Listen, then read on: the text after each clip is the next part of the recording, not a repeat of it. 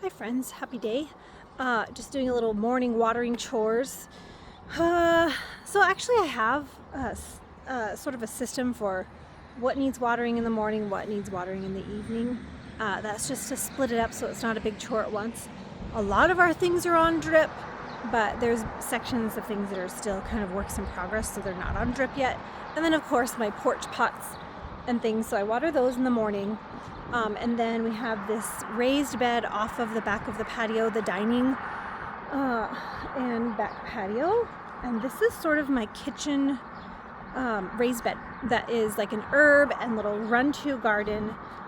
And it's just a quick and easy, like for certain things. So I guess the point I'm trying to get to is this could be like, if you just had this much space for this, oh my gosh, the puppy's about to bark. No barking, Daisy, puppy. If you only had this much space to garden, a raised bed or a herb bed or a veggie bed, you could actually get a lot accomplished. And this is an 8x5 bed. So I'll show you this. So let me turn this baby around. So this is off of our back patio. That's Poppy, our little crazy pup.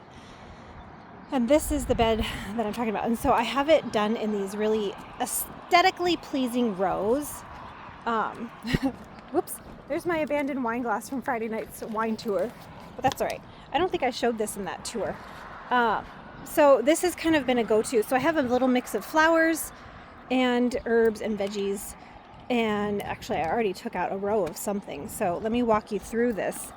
So you could actually pair this differently, where I'm going to show you each row I have of each individual variety. You could cut those rows in half and still have plenty of space. So let's go through it. So on the very end here is chives. And all this I grew from seed, which is pretty awesome. So chives down here, you could get the starts. Chives are perennial. They'll come back every year. So that's a really great one to have. This alyssum, which I just watered it and it kind of splits, but I think I'm going to try and trim it back a little bit from the basil, although I have to say we've already had a ton of basil and I already have pesto in the freezer, so that's pretty good just from this one row.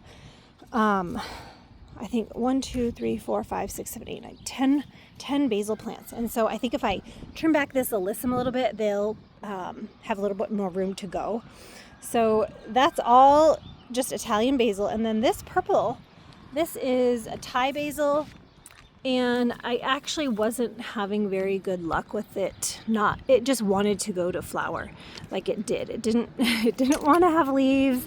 It didn't want to size up. And so I just let it go to flower because it's so pretty. And worst case, you can still pick off some basil leaves in there if you're making a stir fry or something. So that is all Thai basil. So if you didn't want that much of either, you could split that in half. So half Italian basil, half Thai basil. And so that's 1, 2, 3, 4 varieties of things so far.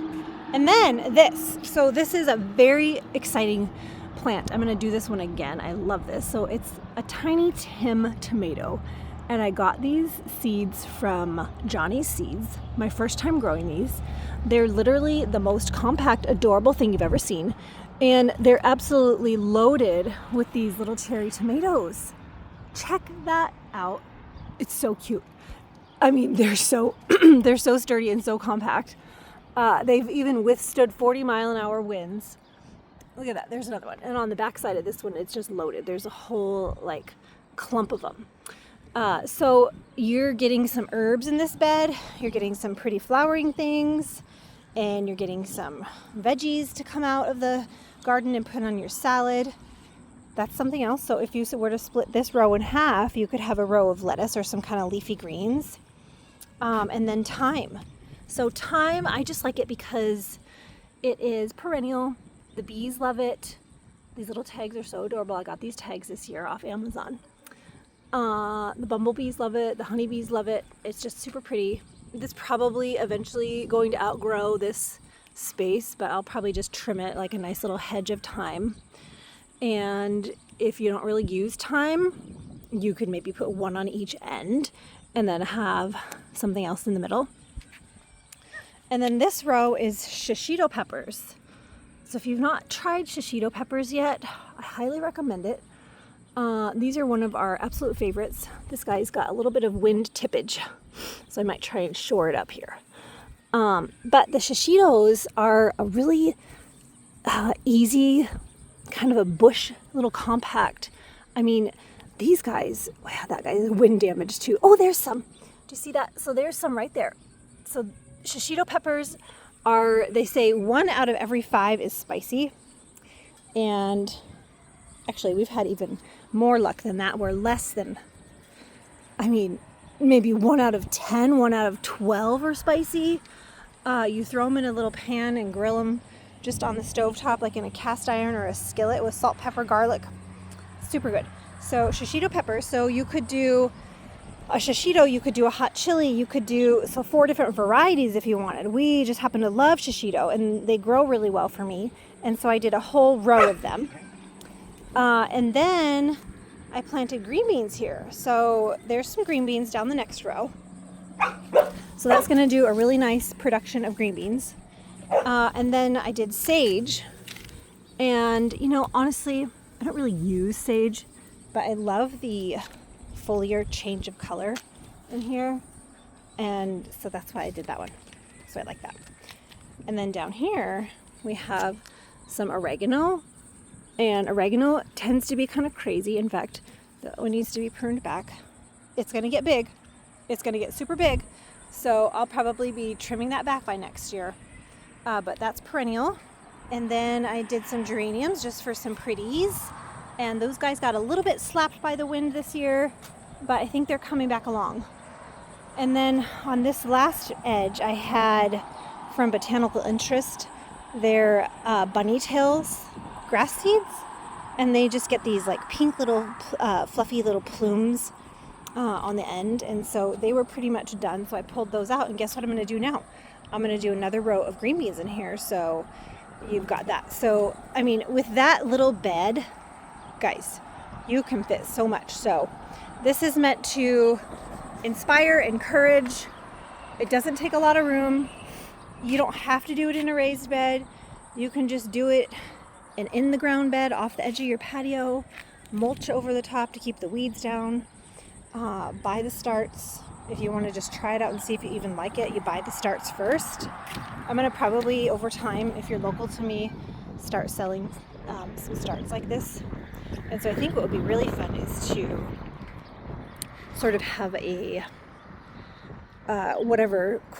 square footage type size of a bed garden, and you buy the starts for that veggie garden, so you can just get everything you need to plant your 1 8x5 foot space or whatever it is, and then I'll have that for you. So that's a fun little idea I've got in my head for maybe next year to try and do that. So that's it. That's our cute little garden. Lots of things in there. Lots of pretty things in this sort of a mess. Poppy's just stomping on it. A little stinker. And then down here, we've got all of the dog toys, of course, because, you know, it's puppy life. And then lots of things still happening in here. I need to turn things over.